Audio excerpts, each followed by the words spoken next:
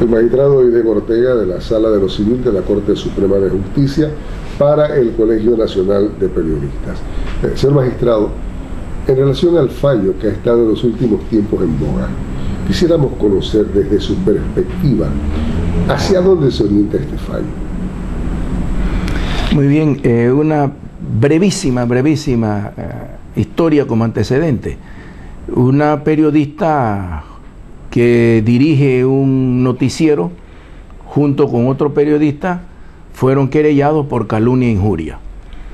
El juzgado primario decidió que no había responsabilidad. Sin embargo, el Tribunal Superior de lo Penal revocó el fallo y condenó a los periodistas, además de la condena pecuniaria o de privación de libertad, a 1 año de no poder ejercer el periodismo. O sea, aquí se afectaban varios derechos que podían considerarse resguardados constitucionalmente. Primero, el derecho a informar, libertad de pensamiento, y también la libertad de profesión. El fallo se orienta a determinar precisamente la importancia del Estado de Derecho. Ese es el objetivo principal del fallo, el respeto al Estado de Derecho. Respeto que, por supuesto, se puede salvaguardar con un control de constitucionalidad. Ahí está la Constitución, hay garantías, hay normas, hay derechos protegidos, tutelados constitucionalmente. Entonces los ciudadanos deben saber esto. En el caso particular se enfrentaban 2 derechos. El derecho a informar y, por otro lado, el derecho a que se le respete la honra de las personas. Se divulgó una noticia que mencionaba a un grupo de funcionarios públicos, y reitero, funcionarios públicos que trabajaban en una institución del Estado panameño, y que, por otra parte, esa noticia venía de fuentes del Estado panameño. El Consejo de Seguridad da una información y eso sirvió de base para la noticia. Una cosa que se le exige al periodista y debe exigírsele es veracidad. Entonces consideramos nosotros que había veracidad en lo que se estaba informando. Abstracción hecha de las personas que podían considerarse que su honra se afectaba. Pero había también el enfrentamiento, señalo, entre ese derecho a la honra y la libertad de informar. En mi opinión, debía prevalecer la libertad de informar. Pero como esto entraña no solo y entrañó una especie de control de constitucionalidad, yo pude aplicar aquí conocimientos que uno había adquirido en cuanto al conocimiento particular del control de convencionalidad. Está una reforma del artículo 17 de la Constitución que dice que hay derechos que deben considerarse como mínimos, pero hay otros que tienen que ver con la dignidad de la persona, y particularmente referido a convenios sobre derechos humanos. Entonces está el derecho humano de informar, de divulgar, y ese derecho humano precisamente yo quise salvaguardarlo en este fallo. ¿Por qué? Porque sencillamente la periodista y el periodista estaban en la disyuntiva. Bueno, informo, sí. Bueno, informo verazmente. Perfecto, informa verazmente. Pero estoy salvaguardado, eso lo deben determinar los jueces. Y hay un fallo de la Corte Interamericana de Derechos Humanos que dicen que los órganos del Poder Judicial deben estar abiertos a un control de convencionalidad que no son otras cosas que las convenciones de derechos humanos. ¿Y qué dice el Pacto de San José? Convención Americana sobre Derechos Humanos, que hay un derecho a informar, efectivamente, y hay otro que es también el derecho a la honra. Pero también hay fallos de estos organismos internacionales de derechos humanos que han dado importancia a la divulgación frente a los funcionarios públicos cuya vida debe ser escrutada con mayor rigurosidad. Entonces, en esto se basó el fallo. y dar orientaciones sobre esta situación.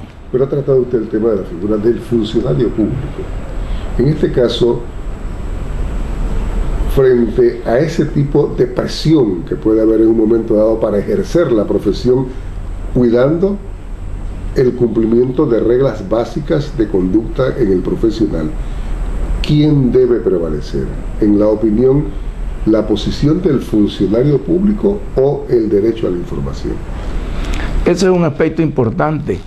En Costa Rica se dio el caso de una condena a un periodista que incluyó también la condena al medio, porque él divulgó información sobre un funcionario de una comisión de energía atómica de Bélgica, que era ciudadano costarricense y que se le asociaba a conductas delictivas.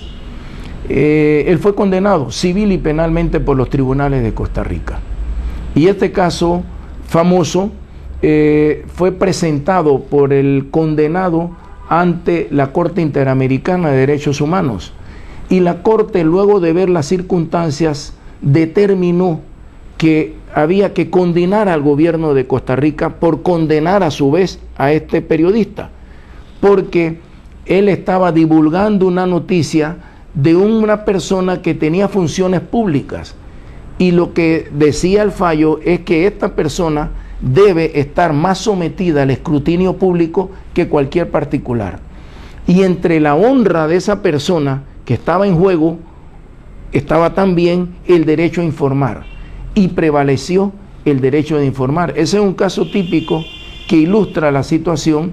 En España se dieron casos también por el Tribunal Español Supremo, en virtud del cual también entre el derecho a informar y la honra prevalecía el derecho a informar. Magistrado, si bien es cierto, esto es todo un trabajo de buscar la verdad en la parte jurídica, lo más probable es que puedan en los tiempos actuales volver a tomarse la tendencia a crear más regulación sobre estos temas. Con el volumen de normas que existen vigentes en Panamá, ¿considera usted que se hace necesario crear un nuevo ordenamiento que pueda resolver estas consultas? Yo pienso que, y tú como periodista sabes que hay un viejo dicho que dice que la mejor ley de prensa es la no escrita, la que no se ha hecho, posiblemente la que no se ha pensado hacer. Yo pienso que las autoridades y los jueces tienen que jugar su papel en defensa del Estado de Derecho, porque pueden existir los instrumentos legales, pero si no se interpretan bien y no se aplican, entonces están de más. Ahí está la Constitución. La Constitución es el instrumento legal supremo, esencial de un Estado, fundamental. Entonces debe someterse todo a los rigores de la Constitución.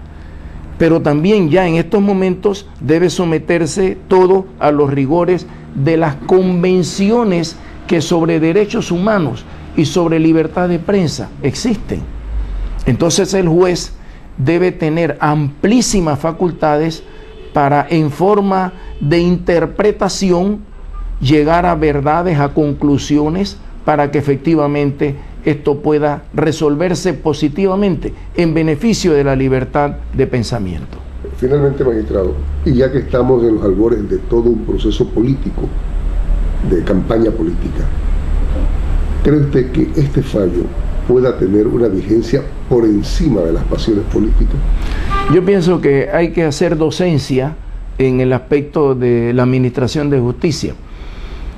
El magistrado del Tribunal Contencioso de Cataluña, Joaquín Borrell, en una exposición ante un centro de estudios de Derecho Constitucional Centroamericano, decía que hay una obligación del periodista de ser veraz. Yo creo que hay que mantener la veracidad en la información que se dé. Pero también al mismo tiempo, y sobre la base de este fallo, los funcionarios públicos deben saber que hay una responsabilidad de rendir cuentas, de que está sometido a un escrutinio público. Entonces eso hace el balance apropiado y adecuado. Pero además yo agrego un aspecto importante en la labor del juez, y es que el juez constitucional ha de ser una persona que piense en forma independiente. Y esa independencia de criterio del juez también es lo que va a contribuir a que la sociedad panameña, a que los políticos en este caso, sepan que están sometidos a la Constitución y a la ley. Y eso es lo que hay que hacer. Muchas gracias, maestro.